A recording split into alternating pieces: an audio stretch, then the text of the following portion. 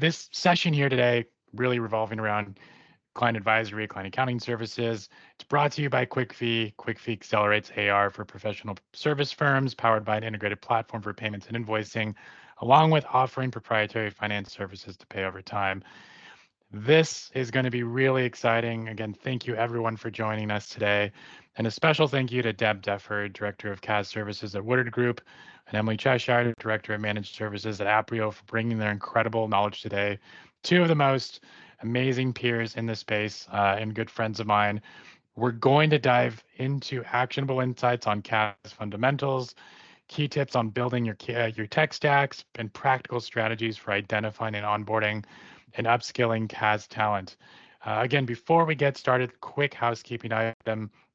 You'll notice that if there's any Q&A or questions that you have, please use the chat. If you're having any issues with the technology side of the house, please let us know. We'll work best to clear that up. This session will be recorded as well. We'll put this on Spotify for you to be able to listen at another time, or if you want to re-listen to all the nuggets that you'll be getting in this session. Again, thank you so much, Deb and Emily, for being here. Awesome. Happy to be here. Likewise. Thank you. It's amazing and honor to be here with both of you. So I want to actually really start getting into this and setting the stage. So taken from the benchmark survey 2022 AICPACP.com about CAS practices, they reported a median growth of 16% over the previous year. Since 2018, there's really been an impressive growth of double digits in CAS practices.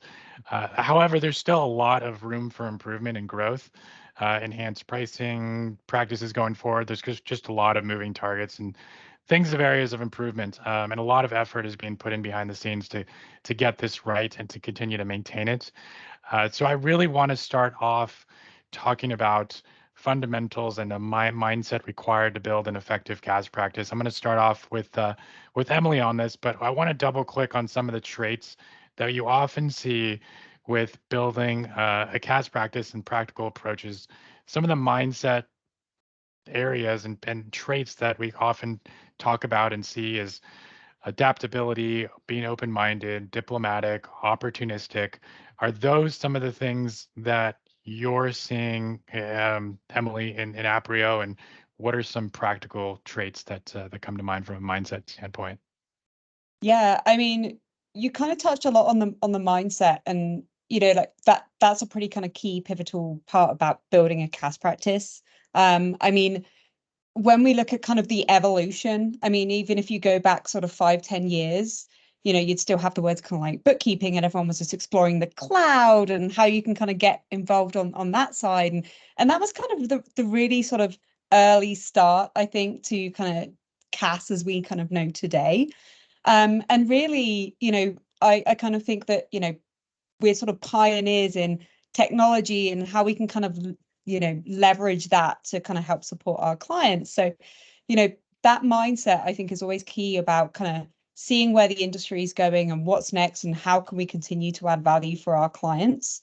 It's so much more than bookkeeping. You've got kind of the analysis part, the advisory part, and that's actually the key focuses on where we should be focusing and spending time with our clients at the end of the day. So for us, it's I would say a lot of people that are building these are very kind of entrepreneurial and really kind of forward thinking, jumping on boards with tech, and those are some of the attributes that I think really set CAS practices up for success.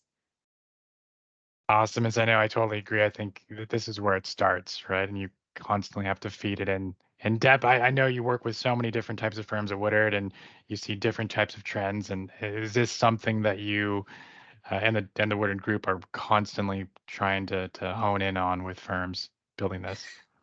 The biggest thing is change management, right? Folks they have a hard time.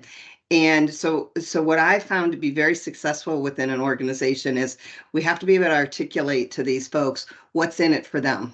Because when they understand the benefits, working in the cloud, being able to, as long as you have internet, work from anywhere, anytime. I mean, we moved to this, hybrid approach, and some folks 100% remote. There's a lot of benefits, right?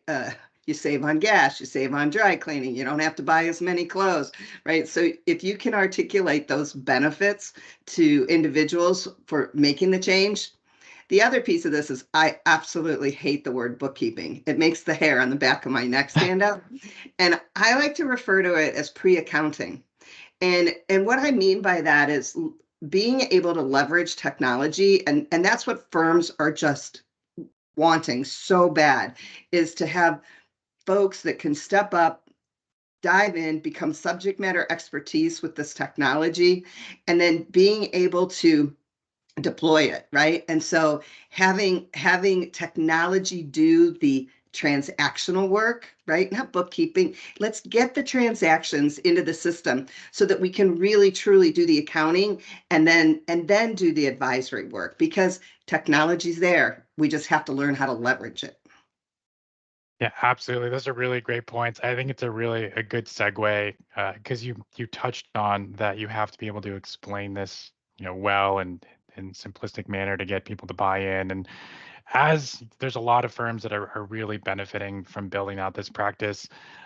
So even if they have a practice that's growing or they're looking to do that and cultivate it in their firm, there's a lot of aspects to make this successful. Ultimately getting buy-in from partners is equally important for all members of the firm to be impacted, to buy in and to really want to make that part of the business successful, because it is such a different animal. And Deb, going back to you, what are some of the best practices in getting partners to buy in to start a CAS practice for those firms that are smaller, that are trying to really be entrepreneurs or entrepreneurs within the business? Some of the things that we constantly see at, and I know you at Woodard have an overall strategy and how you can help build that out, but things like clear strategy, support structure, potential revenue, dedicated staff, consistency, accountability are some things that come to mind. What outside of those are type of initiatives that are going to help the partners want to really invest in this? Yes. So first and foremost, black and white speaks loud, right? So you got to be able to do some modeling, right? And to prove out the ROI. I've kind of coined a word called, or a phrase, an instant ROI. And what I mean by that is look at low-hanging fruit that you can really pull in additional revenues, additional services, things like that can really prove out to the partners that it can be very successful. But critically more important than even an ROI is risk mitigation. And so many of these partners, they get scared, quite frankly. They're concerned about doing cash receipts, disbursements. And so having processes and policies in place to tangibly show these partners that it's a well thought out program, that you've designed it in a way to mitigate risk for the firm, to protect the clients and make things more efficient for the clients, right? And then icing on the cake is that ROI. So, if you can't show the proof is in the pudding, they're not going to buy in. So you have to show them something. Oh, that's really great insight. Yeah, again, even double clicking on that is where are our strengths as far as industry knowledge and things like that, getting into those types of things. And the equal part of this that I found in my career from advisory and consulting is getting everyone bought in. And I know Aprio being one of the larger firms in the country, Emily, like how are you getting individuals bought in? Is there tracks for professional development, soft skill development, which is in this age of technology, in my opinion, is going to be way more valuable. Again, the remote working, getting people to work remotely together can be a challenge. But I just wanted to get your insight on how you guys are approaching that. Yeah, and you're exactly right. As we're kind of utilizing a lot of tools to kind of standardize some of the kind of day-to-day transaction piece, it's really all in the soft skills. And the soft skills is communicating with clients and within the firm, because I think one of the, first of all, kind of going back to a lot of what Deb was saying, one of the key things is people working in a CAS practice, they have more touch points than the majority of the other groups. So like tax, you might touch it maybe a couple of times a year. So the CAS practice essentially becomes the face of the firm to that client. So it's not only first of all, it helps with client retention, but it becomes even more important to have the right soft skills in place. And we're actually, a lot of us are remote, which has so many more benefits in terms of attracting the right talent. A lot of that is we're able to, first of all, find people that have those soft skills, because your pool of people that you can work with isn't restricted to one location. We've got majority are over the US, but we've got people based globally that are working on our clients and able to kind of offer that. But we've shifted our focus from kind of technical skills, because that's very, very important, but that's a given, like that's kind of table stakes to kind of come in. And then it's really the, how can we start leveraging soft skills, and how can we start elevating those people that are kind of speaking with those clients in terms of how to view financials and what to discuss with them and what to bring up, and all of those pieces kind of come together. But ultimately it goes down to kind of finding the right people and not being restricted in terms of how broad that approach is that you're looking for too. No, thank you for that. I think that is really important, the way that you're building that culture. There's a term that's out there that I speak about quite a bit, of entrepreneurship. I know Deb brought up, entrepreneurship. The entrepreneurship is essentially not starting a new business, but really trying to have a culture of innovation and in iterating and innovating within a firm or within your business. And so constantly finding ways that they help the business. And again, that goes back to the mindset and the things that you're doing at Aprio and Deb with firms. But building that is going to want more people to be involved in that practice. If they feel like they have an environment where they can branch out of audit, tax, or accounting and go into the advisory services, like, this is an opportunity for me. And the firm and the business is actually allowing me to want to explore in the professional development, because oftentimes you see that businesses just don't have a good professional development track, and people leave because they just don't feel like they can grow there. So I think those are really, really important. But ultimately, like, maintaining those types of cultures, do you find it hard, or do you see from firms that you're working with, Deb, and then Emily again, are you finding that's an issue for them to try to establish a good culture or build that culture and maintain it? So a lot of the firms that I've been working with, they've really got great culture, right? They treat their employees well, great benefits. That isn't the issue, in my opinion. Really, what it comes down to is, how do you upskill these folks? A lot of them are bookkeepers. They've been bookkeepers for 20 years, right? That's what they were taught. That's, some of them may not have a college degree, maybe some just have associate degrees. And we all have been sitting and listening for many years, CAS 1.0, CAS 2.0, on, what we should be doing, right? But it's the how. And so teaching critical concepts, showing use cases to those concepts, and then bringing in technology to show how you can leverage technology with a concept and a use case. Those types of skills and workshops are going to be really advantageous for their staff. And so currently, there's not a lot out there right now. I'm really passionate about doing that. WOODARD, has all kinds of training tracks, and so those are things that we're focusing on. And I think it's super important that that we upskill the staff. And that's what I'm seeing in these firms more than anything, is they're eager. These folks are eager. And what's really kind of canny is that many of these people are really doing some advisory service in some way, shape, or form, because they're so intimate with the clients. But it's scope creep, and they're not billing for it, right? And so they know when their client's cash is running low, and they're going to call them up and they're going to tell them, you're not going to make payroll this week. And, then they're going to have a conversation. Do they draw on their line? Do they get a cash infusion from a family member? Whatever it is, right? And that is advisory services. And so we need to teach them those soft skills, like Emily said, so that they can actually recognize and articulate it in a fashion that clients find exceptionally valuable. That's great. Yeah, Emily, if you wanted to touch on that as well. Yeah.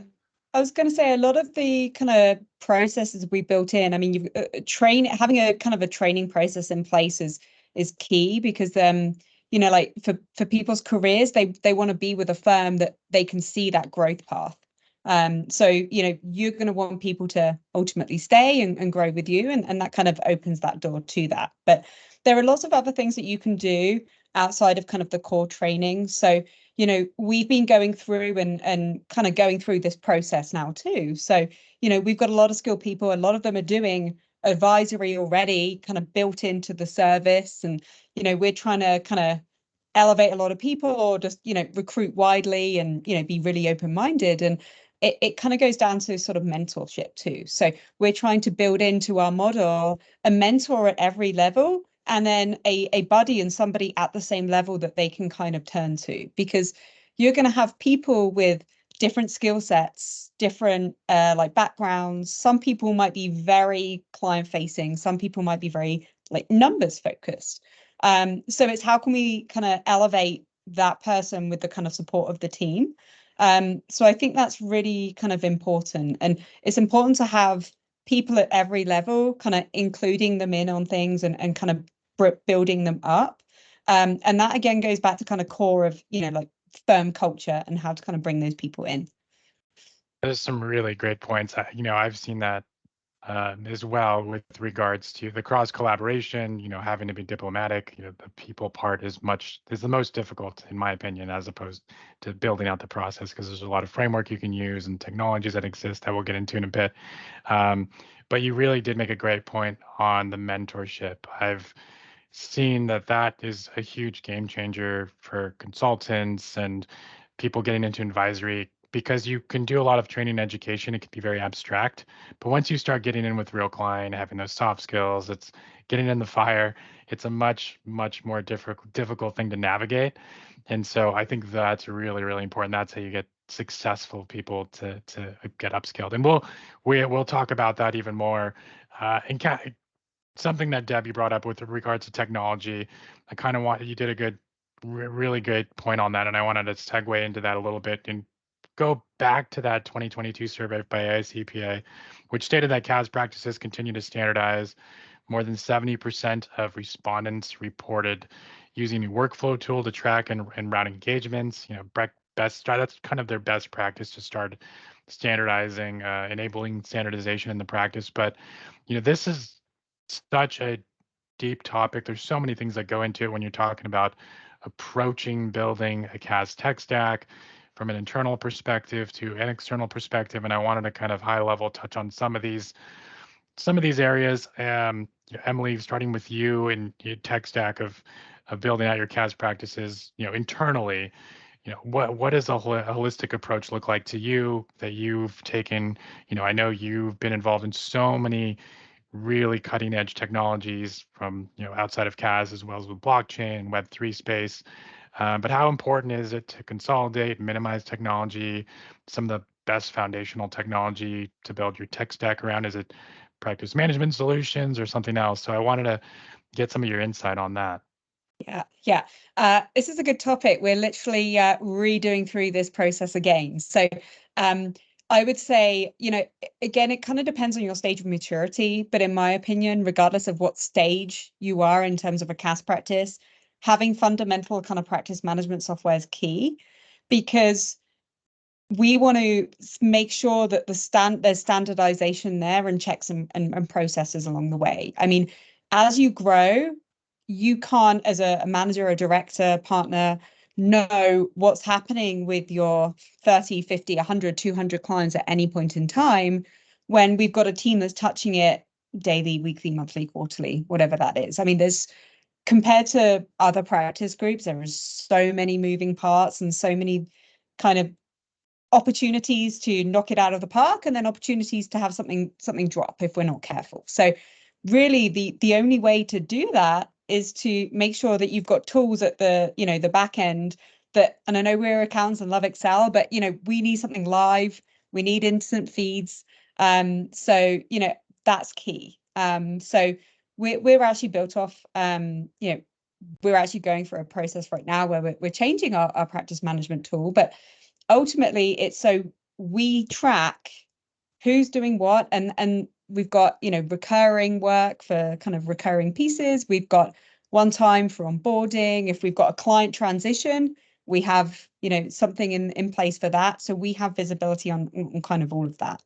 And it means that you can see, you know, what's behind, what's on hold, what's ahead of time. And that's kind of key.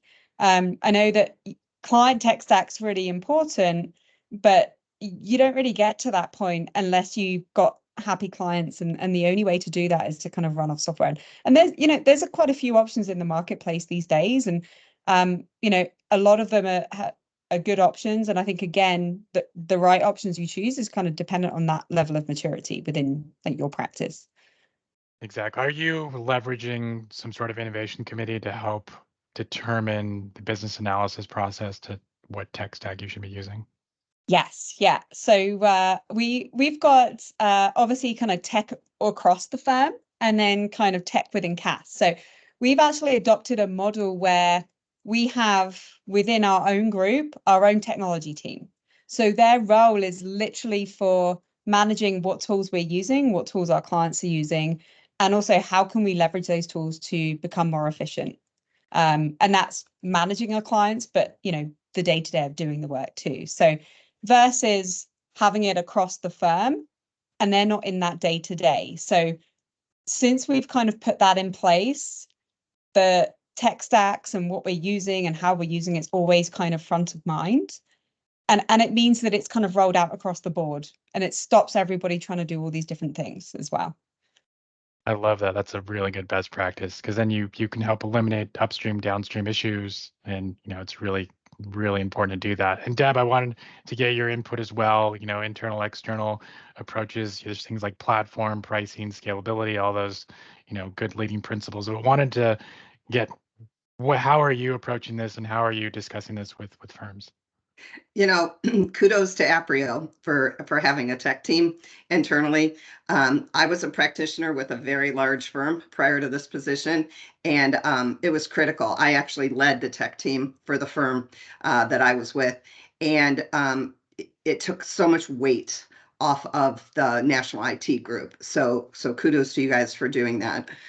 So what I'm seeing is resource constraints, right? When you're Aprio is a large firm, you know, I came from a large firm, but when you're getting down into the firms that are, you know, still in the top 500, right, or even the top 200, if they're not in the top 50, they're going to have resource constraints. And having folks on the client accounting team step up, raise their hand, volunteer to be that subject matter expert. Those are recommendations that I'm making within these organizations. So there's a go-to person. And I'm a big fan of getting the phone number from our vendors that are supporting us, whoever that person is, because I need to phone a friend. So I encourage them to do that as well. And it is so important to have that internal tech stack that you know what's going to give you the reporting to drive the practice. Even more important than what you're offering to clients. So it's a two-headed beast for sure. And you have to try to streamline, right?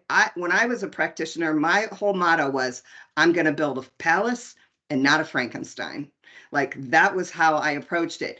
And having to enter into 3, 4, 5 different applications to do things, it's hard to get folks to buy into that. So if you're using a system like Financial Sense or Jetpack or Practice Engine, right? If you can use the workflow that's built into those things and enter your time in it, even if your billing is in a different place, find a middleware, find a way to move that information in, because that's how you're going to get really, really good reporting.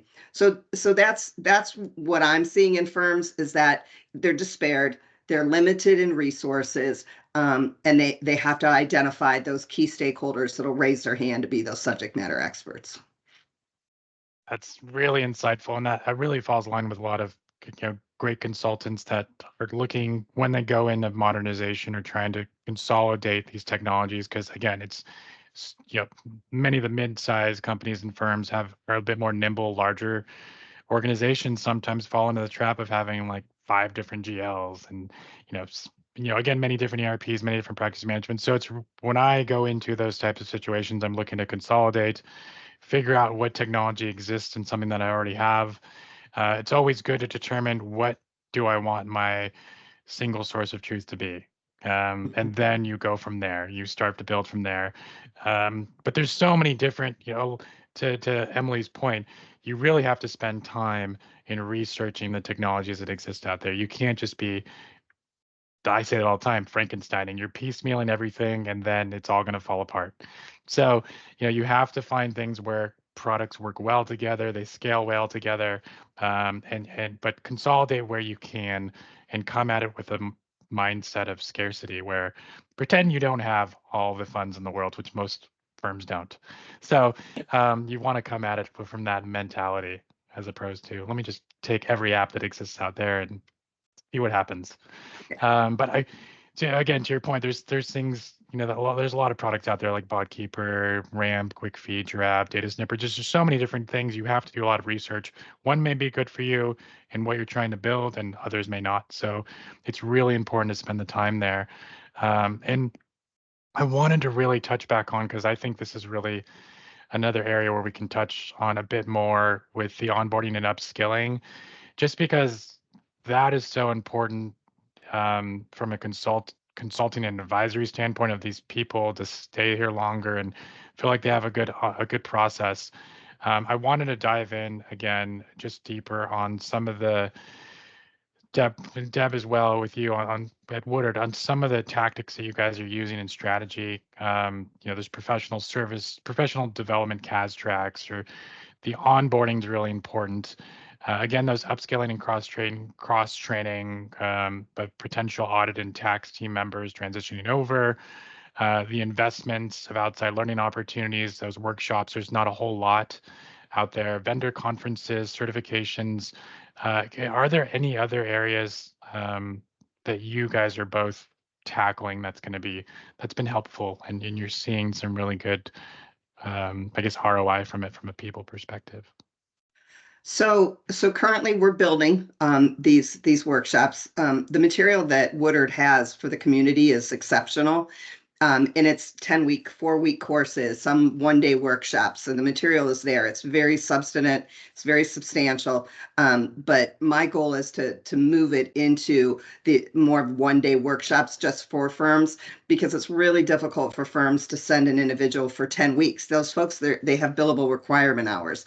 We're not going to see them attending our 10-week sessions. So we're looking to, add that product line. So we can have this conversation a year from now, as we build those things out. But also too, there's LMS systems out there. There is lots of training. I mean, WOODARD puts on one of the premier accounting shows with Scaling New Heights, and it's tons. I mean, I've attended Scaling New Heights, I think, going on 15 years. I built my career attending these things: Digital CPA, AI CPA Engage, XeroCon. I can run through all of them, and it's what you put into it is what you're going to get out of it. And so that's what the organizations need to be focused on. If they're going to be sending folks out for this training, send them out with problems to solve. Have them look at their client base and say, hey, I have these 6 clients with these 6 problems. I'm going to go walk that vendor floor, and I'm going to come back and be able to offer additional things for these clients to resolve their issues. So, those are some of the things that, I advise the firms I'm working with how to approach it, and what I'm focused on for this year as part of our roadmap. That's brilliant. Emily, I wanted to get some additional feedback, but I also wanted if you could talk a little bit more about the shadowing or the mentoring, kind of what that process looks like, because I think that's so crucial for individuals just to be successful. Yeah. And, when we have kind of people come and join us, they could have been in practice, they could have been in industry, they could have been in a completely different department, they could have been from an audit background, like you said. I mean, they could have been, Deb, like you mentioned, a bookkeeper for 15 years, and they're just very experienced. So it's an interesting in that appeals to a much more kind of broad background of people for a start. So it's how can we bring them in, and how can we give them the tools to be kind of successful? So the way that we take it is kind of a twofold process. So I mean, like you touched on, like software and certifications and things like that. So, for us, that's always kind of, step one is, we want to make sure that they know how to use those tools, because they might be using tools that they haven't used before, right? They could have been using a similar, but not quite the same tool. So, we always want to make sure that they've got that piece, and we actually use some of our kind of internal practice management tools and systems to kind of help standardize that so everybody gets the same. And then not every firm, it depends what size you are. Either, some firms have taken that approach of working in a particular niche, and it could be an industry or it could be a size. But we also then go, and this is the most important part for us, is kind of the industry specific training. So we work on clients within certain like industries, technology or professional services and things like that. So we need to make sure those people who could be coming in from a completely different background are up to speed. So a lot of it is, industry webinars, industry articles, and that will be kind of the industry leader who manages that group to kind of tee up. But one of the things that we do is that everybody new has a buddy, and they have that for 6 months.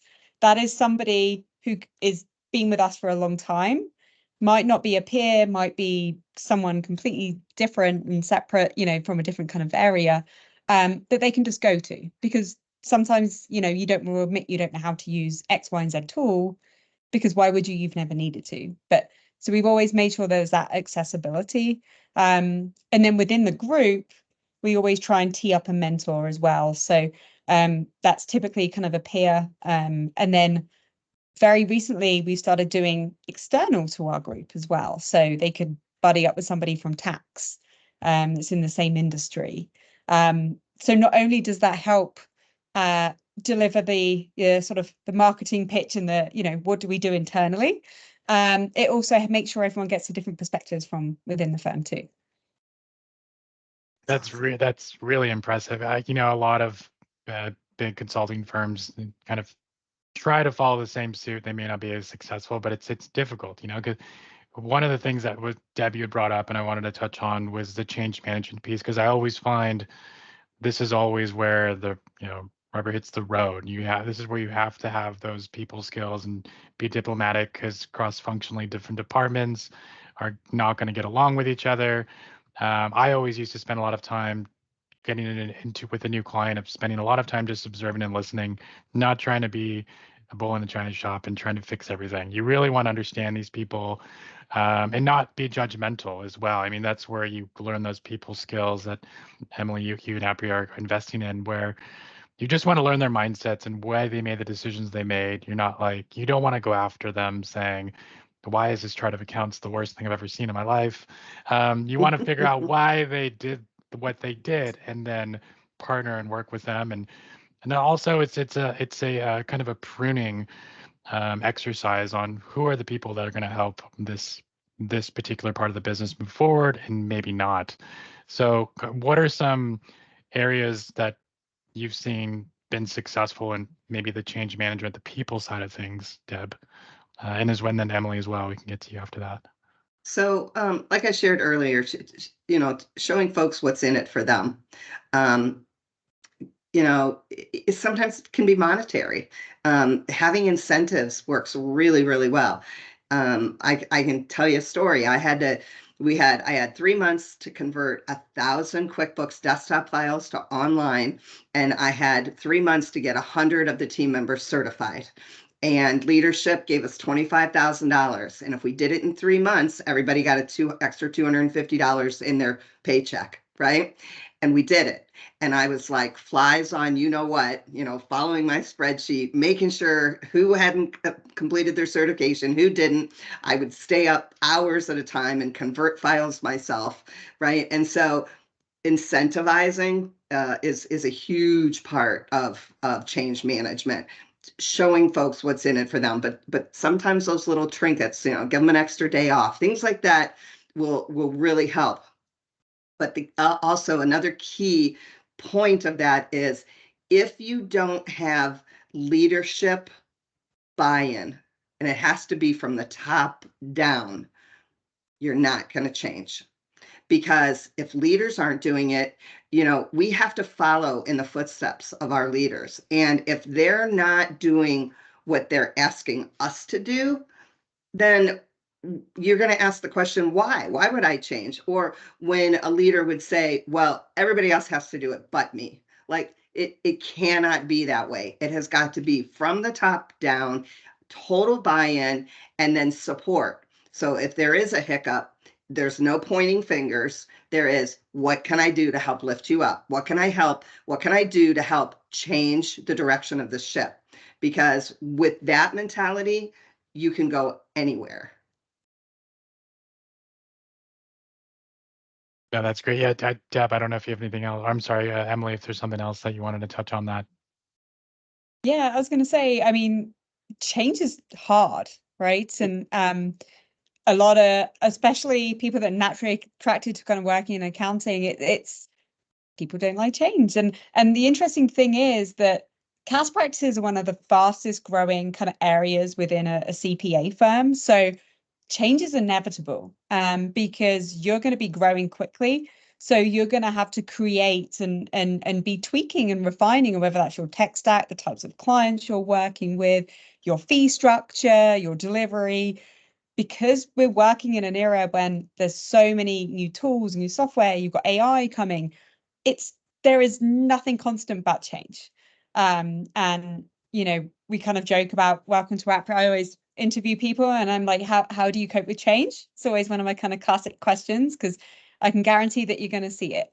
But to Deb's point, it really is top down. And I think that, you need to the leadership needs to set a vision of how do we want this to be for our firm and how do we want to build it and design it, and then communicate that. So it could be higher fees and less clients, and the benefit for the team is you've got less clients. It's going to make your life easier, so it's communicating the vision and then the why, but also not being afraid to kind of go back and re-look at that vision, maybe every kind of 6 months or so, just because the economics and all the macro factors are changing around you at the same time.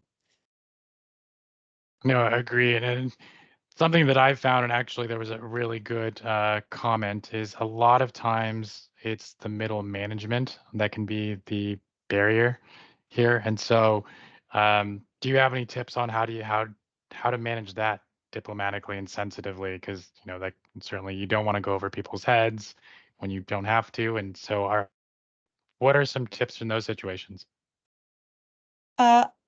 I kind of think that it's all about kind of approaching that delicately, and I'd say it goes back a lot to kind of the the mentorship side of things. I think if you're investing in your team and you're bringing them along as part of maybe even that decision-making process, and being as clear as you can, communicating the vision, communicating the why.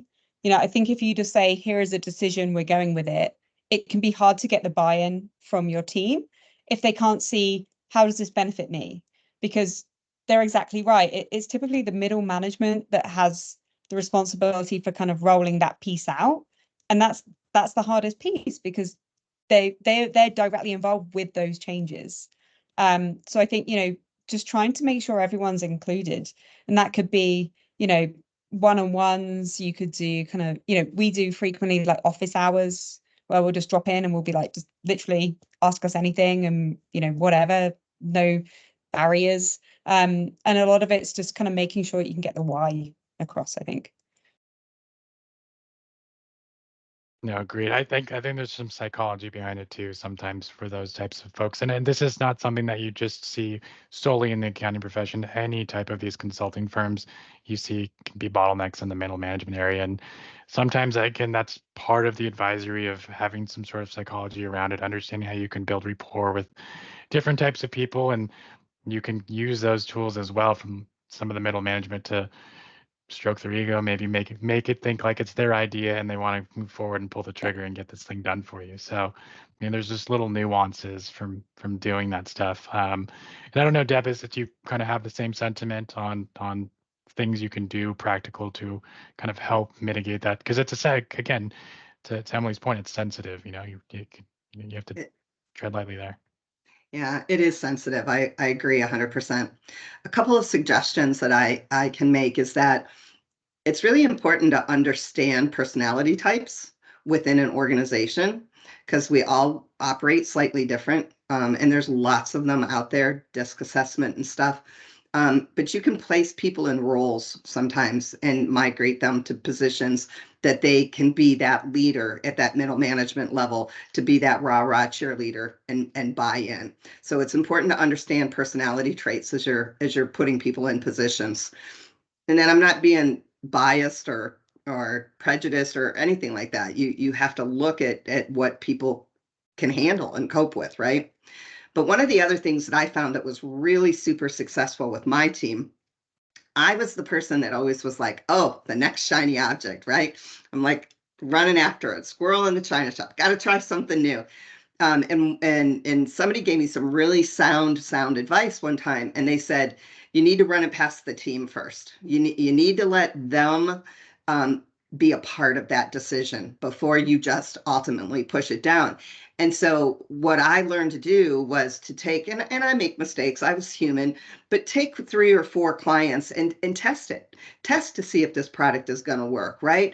And then let the middle management piece make a contribution to how it's going to be deployed, how the product works, right? Or how you want the process to be. Because when they have a say in it, they feel more like, yeah, I said that, I want to do that, I can be accountable for that. So those are 2 things that I think really can benefit to add on to what Emily had already said, for sure. Thank you. I think these are also really good exercises. Sometimes people forget that, a lot of times where people are doing advisory, but they don't do any of that same stuff internally in their firm. And, they can be completely digitally and physically a mess. But they're trying to do all these things for their clients. And I think it helps from an integrity standpoint to really put a lot of effort in. I know this was touched on earlier, but are there some things that you guys have fundamental processes drawn out of how do we analyze new technologies or new processes? Is there a whole vetting process that either of you can kind of share? Yeah, so kind of like Deb, we get so many that looks like new shiny pennies every day, and we want to be, utilizing as many tools as possible. And you kind of get to a point where it almost feels like there's just like all these, it's like fatigue.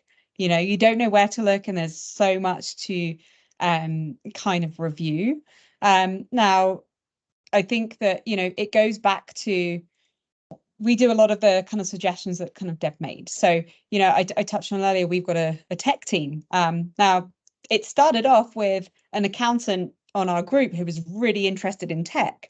And it kind of evolved into that role, and then it kind of grew from there. So we did kind of start very small and, just kind of grew. But, for a lot of these tools, we go through, extensive review processes. We implemented a tool and we spent 12 months like reviewing it. And then we'll have a team that will test it, and then we'll calculate and we'll do an ROI. And, does it make sense for us to implement it from a cost reason? Does it make sense for the clients?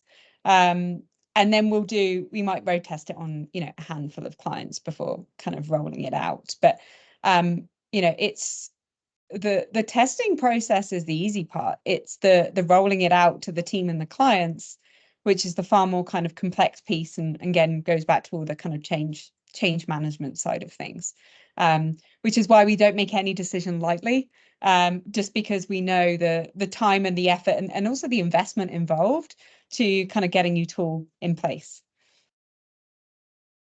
No, I agree. I think a lot of times, usually traditionally, you want to have there's a lot of things that go into that testing with building out use cases, negative use cases. You're constantly trying to break it, because many times you've got clients that are working in the product the way it's not intended to be working in, and they break it somehow. And so, these are all really, really important things to have a lot of time and effort on.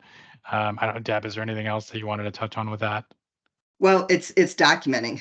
I used to call it the Mhm. go and no go, right? And if somebody else found a new piece of tech and they could submit it, we actually the firm that I was with, we used ServiceNow, and they could actually submit a ticket and it would be reviewed. And there were questions there, like, what is it solving for? Do we already have a tool that it solves for this issue, right? And so you vet it that way, right up front. But you do have to turn it over to your IT group, right? And have them really vet it for the security piece of this. Do they have the proper cyber insurance? There's a multitude of things. Do they have multi-factor authentication, single sign-on? Are they housed in the cloud? What do they do with the data? I mean, there's so, and if you document it, right? I can't tell you how many pieces of technology we vetted over my tenure, right? And sometimes the technology wasn't advanced enough, but we documented it, and it was a no-go at that time. But then 2 years later, it can come back because they've made improvements, right? So whether you are large or small within your organization, there has to be a way for you to be nimble to a degree that you can change the direction of that ship without capsizing it. Agreed. Those are some really, really good pointers. I wanted to get into something that really wasn't on the discussion points, but it always seems to be kind of a pitfall or just something that a lot of firms struggle with is the pricing. And I wanted to kind of talk to you about how do either of you approach it? Some best practices. A lot of time, there's a lot of discussion out there, and sometimes it's very theoretical, and it's hard for people to just translate that and trigger that into a firm. So I wanted to see kind of what your thoughts on that. How is Aprio approaching that, and some of the best practices you see? Mhm. Yeah, happy to jump in. So I mean, we've seen in our industry pretty much every plausible version of pricing, right? And going to these conferences for over a decade, the conversation hasn't changed. Everybody just ping pongs their method, and maybe one year it's this, and the next year it's that. And I would caveat with, I don't think there's a right or wrong answer. I think it goes back to what type of clients do you want to work with, and what are they used to, and like, do you want to work with startups? Do you want to work with large established companies? Do you want to work with traditional industries? And a lot of it goes to who's your target market, because you cannot do, and this will break a CAS practice, you cannot do everything for everybody, because without that standardization, you're just going to drown, your profitability is going to go out the window, and you're just going to be fighting fires all day. So we have taken an approach where we've pretty much tried kind of all methods over the years, right? We've done the value-based pricing, fixed fee, hourly. I mean, we've kind of gone through a lot of it. And really it goes back to what's accepted within that industry. So as we've evolved, and I kind of said we've gone from a very kind of industry focused, we've gone from what's acceptable within that industry group and what's the norm, what are those clients used to. So we've gone from how do we want to bill to how do our clients want to receive that bill, and that's a different depending on the different industries. And it's also having the confidence for us to turn around and say that's not a group we work with, and we're not going to be best suited for you. But ultimately, it's a challenge. And I would say one of the common things that we see, and I think it's pretty prevalent in kind of the CAS area, is just practices really underselling what they're doing. We see, you still hear the word like a bookkeeper, and you see these online companies that can do it for what looks like $5 a month and gives you the earth, right? And it's really challenging in our industry, especially when we're trying to do kind of the advisory piece kind of layered in as well. So I would always say, from my point of view, it's charge what you're worth, don't undercut yourself, and really make sure that you're delivering the advisory and the value add. And the way that we're doing that is by industry focus and that kind of knowledge and experience. Agreed. Thank you, Deb. That's spot on. I mean, Deb, do you have any other insights on this? Oh boy, do I. Yes. Let's start with, please don't let your tax partners price out CAS. Okay. So that's a common thing. It's common in many organizations, whether they're tax partners or not. You got to let the business line price out the engagement. Now, I believe CAS and tax go together like peanut butter and jelly. They complement each other. They just have to stay on the right side of the bread. And so I'm a firm believer with pricing is it's a go-to-market strategy as a unit. Baker Tilly has done it. They've done, Missy Thompson over there, they've done a phenomenal job with their pricing. And they bundle it together, and the client receives a monthly bill every single month, instead of having these cyclical effects of highs and lows in their billing. And, it's a much easier pill to swallow for these clients, instead of getting, and I see a ton of tax practices, they get 50% up front, 50% when the work is complete.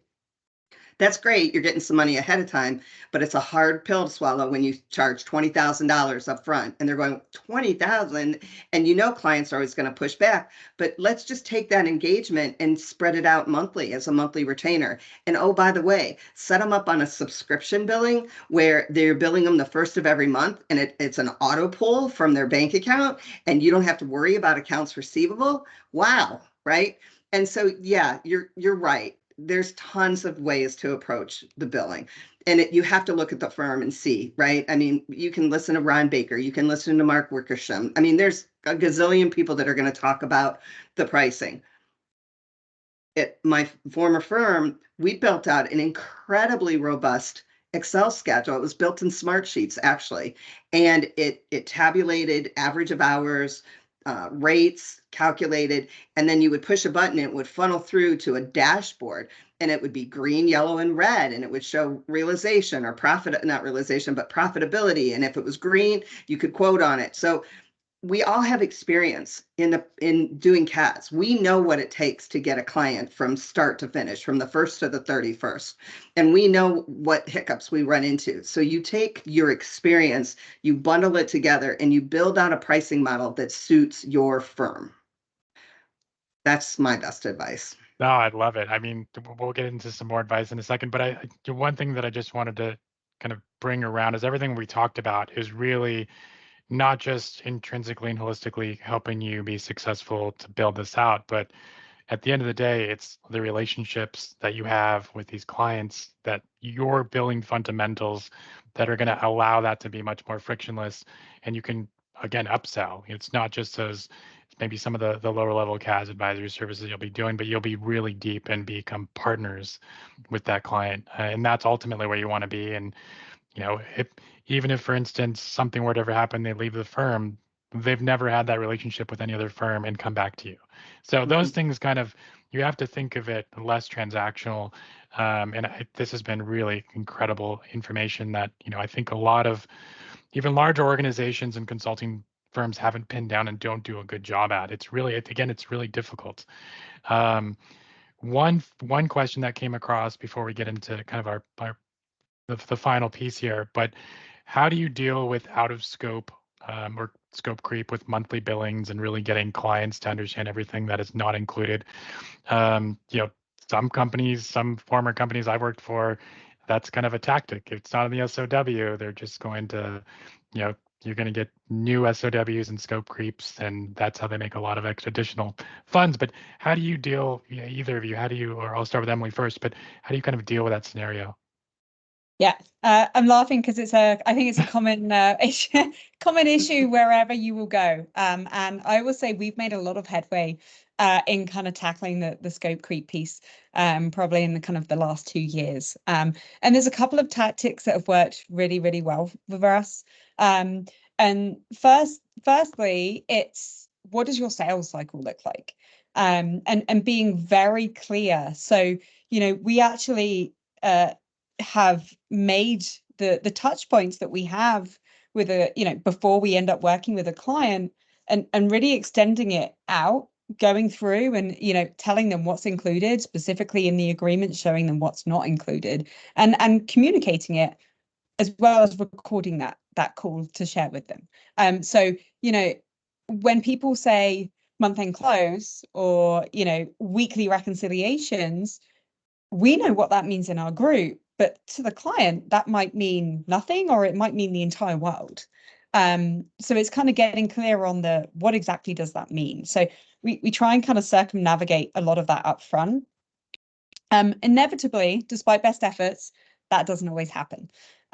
So, the second touch point we have teams that work with those clients, typically doing the first month close, and really just working through setting up any tools. And they'll also go through, the agreement with them. That's why we have this team that goes through the first month end close. So if we do identify any scope creep at that point, it's really quick to kind of course correct and kind of get everything back on track. So they're kind of some of the two tactics we take really early on in a client's kind of life journey with us. And then lastly, the next step is really empowering and educating the team. So we've actually built like a client success team within our group that helps support the team with all of the scope creep. So we've kind of been doing a lot of education on, what does this mean in an agreement and what does it not mean, and when to raise that flag. And then we've created really effective, easy channels. So they'll just create effectively a ticket that says, I think this is out of scope. And then we have a team that can kind of assess it and price it out. So, I mean, some of those are easier to put in place than others. But we found that it's been really, really effective. And, we used to suffer a fair bit from scope creep. And, using those tactics, we've been able to kind of really reduce that down. Those are some really good tactics. Those are really, get early on is very, very important. So, yeah, did you have any other tactics that you can think of? Everything Emily said is spot on. Having it documented, right? What you do and what you don't do, right?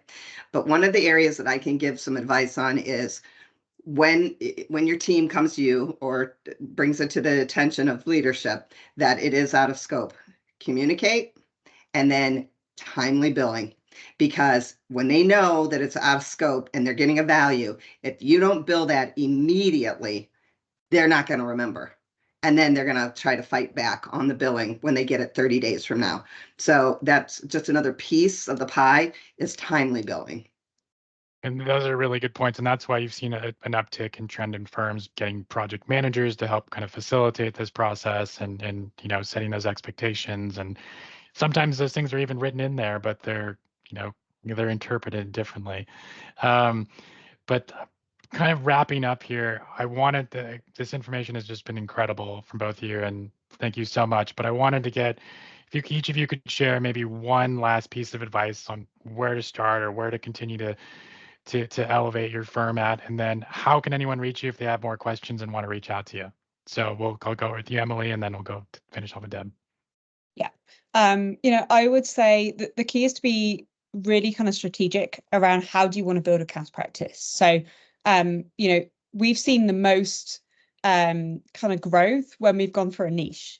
I mean, we want to be, if you want to charge higher fees and you want to do advisory, you need to know what you're talking about and you need to have thought leadership in that space. And it's to go, pick the type of industry that you want to work with, and then that also reduces the competition out there. Obviously, the smaller your firm is, you could choose to work with startups. It doesn't need to be an industry. It could be kind of a type of client. It could be an individuals. But I think that's really key, especially as if we want to go from day-to-day accounting to kind of more advisory, you're going to need to have some sort of level of kind of thought leadership and reputation to kind of help get you to that gap and get those clients in the door. So I think that would be definitely, my number one kind of piece of advice to anyone that's building or trying to grow a CAS practice. And if anybody kind of happy to answer any questions at all, if anyone wants to ping me anytime, I would just say, just search me on LinkedIn and send a friend request, and happy to connect. Beautiful. Thank you. And Deb, closing thoughts. Yeah, no. So CAS is an exciting world. I love it. I'm a tech nerd. Anybody that has a desire to really be have a proficient, profitable, exceptional client experience, CAS Practice. Feel free to reach out. That's what I do now. I help firms grow from point A to point B. Again, like Emily said, you can find me on LinkedIn. You can find me on Twitter. You can use ddeffer@woodard.com. But yeah, happy to be here today. This has been so much fun. I've enjoyed myself tremendously and appreciate the opportunity. Always an honor. Two of my favorite peers in this space, just so knowledgeable. And thank you everyone so much for being here. Again, we'll have this session out for you to listen at your own leisure or listen again because there was so much good information here. And with that, we're going to sign off and thank you again, everyone, for joining. Awesome. Thanks. Take care, everyone.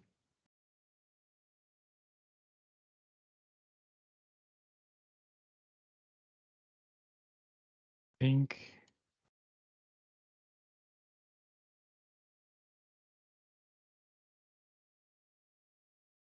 if Claire's still here. Thank you both. That was so much fun. Yeah, that was great. I think we're still live. We're down to 8 seconds. Do you see the timer? I think there's 8 individuals. I don't see a timer.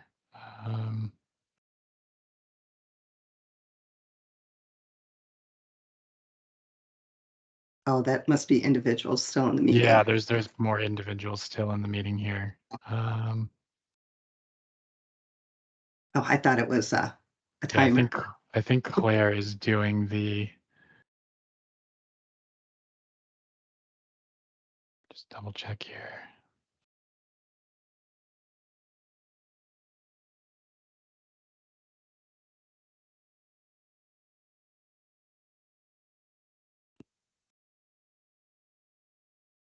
She should be jumping on. Thank you both so much. I'm going to edit this down at the very end, obviously, here, and then we'll get this uploaded next day. That was really fun. I appreciate it. So thank you. Thank you. Thanks Absolutely. so much. I could nerd out on to your point, CAS all day. All day, yeah. I mean, that's why there's fun. long workshops. There's so much to get into. Okay, awesome. So we'll end it right now, and then we'll go. We can end the whole meeting for us. But thanks again so much. I really appreciate you both joining. That was so much fun. Again. I'll chat with you soon. I'll send you over the list as well. Registration made about 60, so I'll send them over to you. Okay. Thank you. Thanks everyone. Bye. Bye. Cheers.